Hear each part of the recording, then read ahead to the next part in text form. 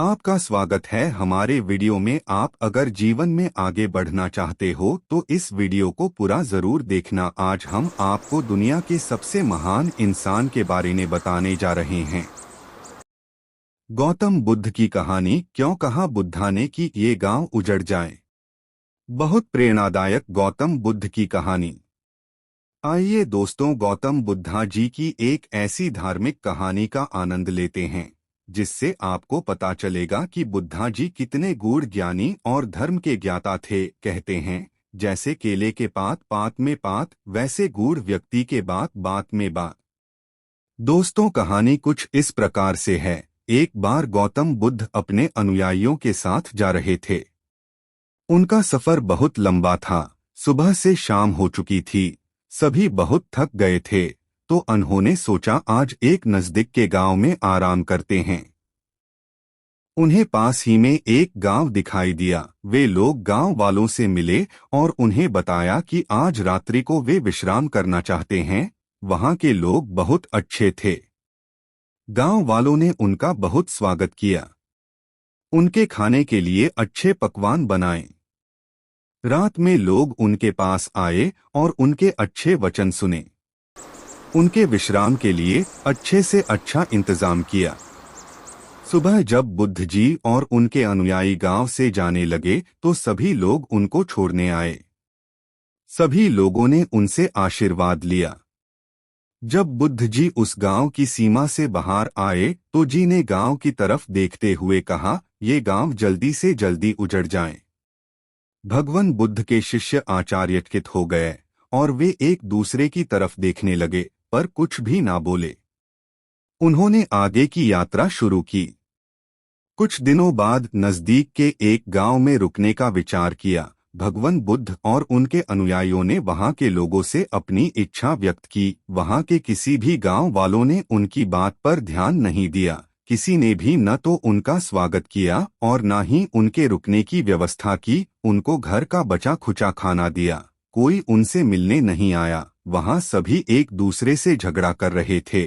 सभी अनुयायी बहुत उदास हो गए। उन सभी को रात एक मंदिर के प्रांगण में बितानी पड़ी। सुबह उठ के बुद्ध जी और अनुयायी वहां से जाने लगे तो उनसे कोई मिलने भी नहीं आया। जब वे सभी गांव की सीमा से बाहर चले गए तो बुद्ध जी ने गांव की तरफ देखकर कहा, ये गांव हमेशा यहीं बसा रहे। अब बुद्ध जी के अनुयायियों से नहीं रहा गया। उनमें से एक अनुयायी बोला, भगवान क्षमा करे, एक बात आपसे पूछना चाहता हूं कि कहीं आपने दोनों को आशीर्वाद उल्टा तो नहीं दे दिया है। बुद्ध जी अपने अनुयायियों की मनोदशा समझ गए। उन्होंने मुस्कुराते हुए कहा, तुम अगर मेरे वचनों पे जाओगे तो ऐसा ही लगेगा, मगर तुम अगर उस आशीर्वाद के फल की तरफ ध्यान दो तो समझ में आएगा कि आशीर्वाद सही है। पहले गांव वाले बहुत अच्छे थे। वे जहां भी जाएंगे अपनी अच्छी बातें सभी को बताएंगे। अगर वो सब जगह फैल जाए तो सब जगह अच्छाई फैल जाएगी। इसलिए मैंने उनको आशीर्वाद दिया कि गांव उजड़ जाए। दूसरे गांव वाले बहुत बुरे थे। वे जहां भी जाएंगे हर जगह नफरत फैलाएंगे। इसलिए उन गांव वालों का एक जगह रहना अच्छा है। इसलिए मैंने आशीर्वाद दिया कि ये गांव हमेशा यहीं बसा रहे। दोस्तों, ऐसा ही होता है। हम बिना बात का मतलब समझते हैं, दूसरे को गलत समझते हैं। हम दूसरे की सोच को नहीं समझते कि उसने ये बात क्यों कही होगी। हम केवल बात सुनकर उस इंसान को अच्छा या बुरा समझते हैं।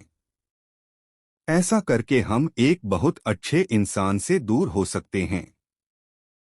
भगवान बुद्धा ने बहुत ही सरल शब्दों में अपने शिष्यों के विचारों की उथल पुथल का समाधान कर दिया। वही शिष्य ने भी अपनी दुविधा को अपने मन में नहीं रखा।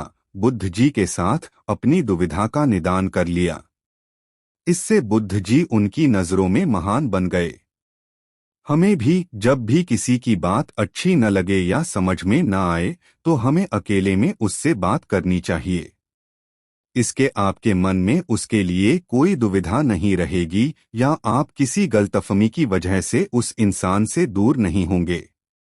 दोस्तों, आशा है आपको भगवान बुद्ध की ये प्रेरणादायक और धार्मिक कहानी पसंद आई होगी।